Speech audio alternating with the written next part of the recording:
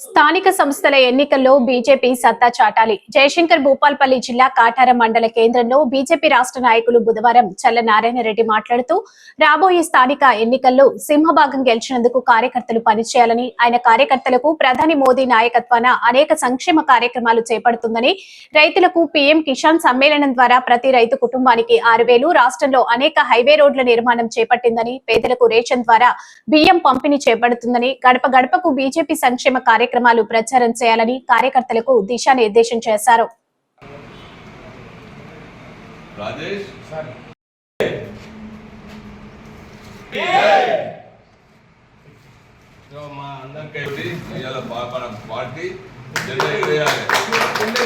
భారత్ మాతా key Bharat మాతా key Bharat మాతా key. మనకు రాష్ట్ర శాఖ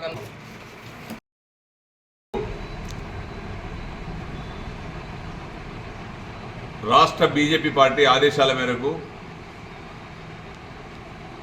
మా మండల పార్టీ అధ్యక్షుడు రంజిత్ గారి ఆధ్వర్యంలో ముఖ్య కార్యకర్తలు సమావేశాన్ని ఏర్పాటు చేసుకోవడం జరిగింది. క్రియాశీలక సభ్యుల సమావేశాన్ని ఏర్పాటు చేసుకొని 5 అంశాల మీద చర్చించుకోవడం జరిగింది. ఒకటి, పార్టీ ఆవిర్భావ దినోత్సవం. రెండవది, అంబేద్కర్ జయంతి.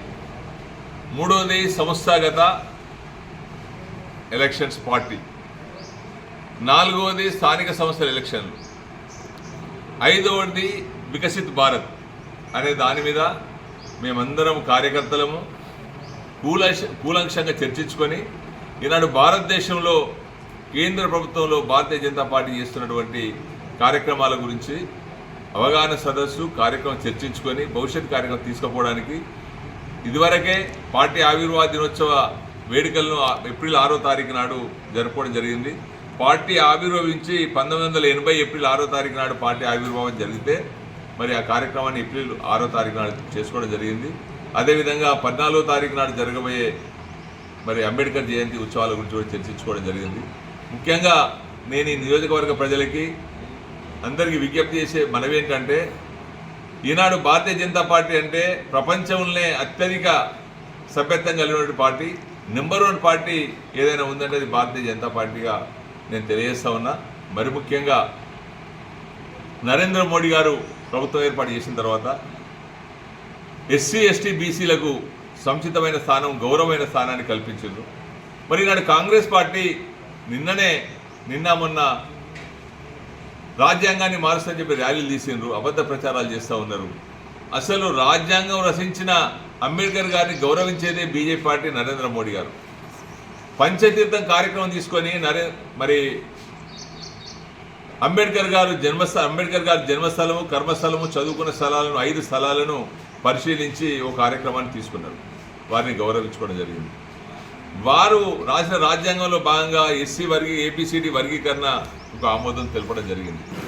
అదేవిధంగా ఎస్సీ బిడ్డ అయినటువంటి రామ్నాథ్ కోవింద్ గారిని రాష్ట్రపతిగా చేయడం జరిగింది. అదేవిధంగా గిరిజన బిడ్డ అయినటువంటి ద్రౌపది ముర్ము గారిని రాష్ట్రపతిగా ఇప్పుడు ప్రస్తుతం చేయడం జరిగింది. బీసీ బిడ్డ అయినటువంటి నరేంద్ర మోడీ గారిని భారతీయ జనతా పార్టీ నాడు ప్రధానమంత్రిగా 3 సార్లు చేయడం జరిగింది. అదేవిధంగా మైనార్టీలకు కూడా పెద్దపీట వేస్తూ ఉన్నది. కాంగ్రెస్ పార్టీ ఏమని ప్రయత్నం చేస్తుంది, బీజేపీ పార్టీ అంటే మైనార్టీలకు వ్యతిరేకమని. కాదు, మైనార్టీలకు ఎక్కువ శాతం సేవ చేసింది, అభివృద్ధి చేసింది బీజేపీ పార్టీ. ట్రిపుల్ తలాక్ చట్టాన్ని, నిషేధిత చట్టాన్ని తీసుకొచ్చి అంతకుముందు గతంలో ముస్లిం సోదరులు ఎవరైనా కోపంతో ఇంకేదో తోటి తలాక్ తలాక్ తలాక్ అని 3 సార్లు అంటే విడాకులైనటువంటి పరిస్థితి నుంచి ఆ చట్టం నిషేధించడం జరిగింది. మహిళలకు భద్రత కలిగించింది. ఇలా వక్ఫ్ బోర్డు చట్టం మొన్ననే రాజ్యసభలో ఆమోదం పొందింది. వక్ఫ్ బోర్డు అంటే పెద్ద భూస్వాములకు, ఉన్నత వర్గాలకు చెందినటువంటి వక్ఫ్ బోర్డు అది. మరి వాళ్ళు ఎక్కడన్నా భూముల్లో వచ్చి నమాజ్ చదివినట్టంటే ఆ భూములు వారికి చెందేది, ఇంకెవరికి చెందకుండా ఉండేది. అలా కాకుండా ఈనాడు మైనార్టీ ముస్లిం సోదరులందరికీ చెందే విధంగా మరి ఉన్నటువంటి భూములు ఏదైతే ఉన్నదో అందరికీ చెందే విధంగా, మైనార్టీ సోదరులకు చెందే విధంగా చేసే చట్టాన్ని తీసుకొచ్చి మరి అమలు చేయడం జరిగింది. దానికి నేను ప్రత్యేకంగా నరేంద్ర మోడీ గారికి కృతజ్ఞత తెలియజేస్తా ఉన్నా.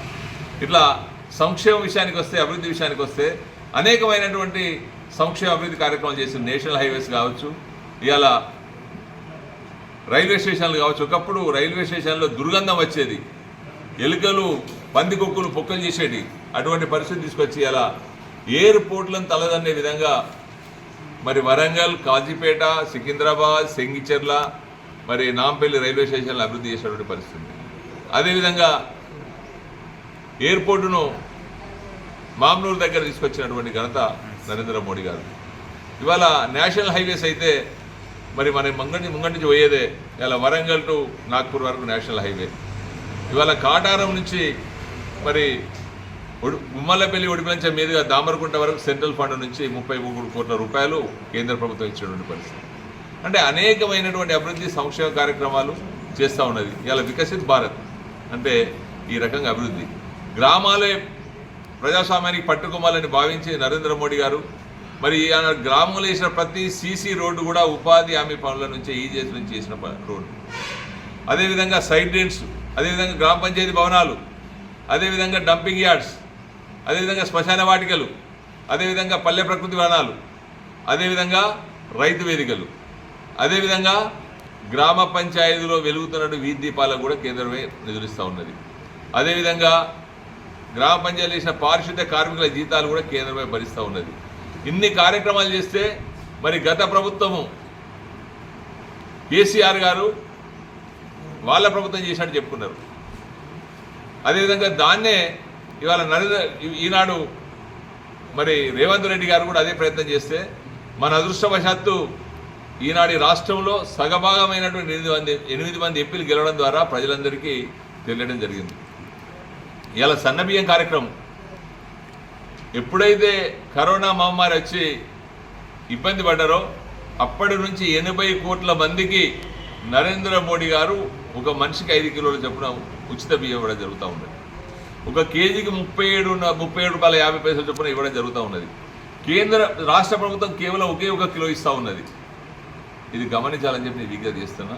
ఇటువంటి కార్యక్రమాల మీద మా ముఖ్య నాయకులతోటి మరి చర్చించుకొని కూలంక్షంగా మాట్లాడుకొని ఇది ప్రజలకు తీసుకుపోయే విధంగా మరి మండల శాఖ ఆధ్వర్యంలో మరి ఈ కార్యక్రమాన్ని ఏర్పాటు చేయాలని తెలియజేస్తా ఉన్నాం.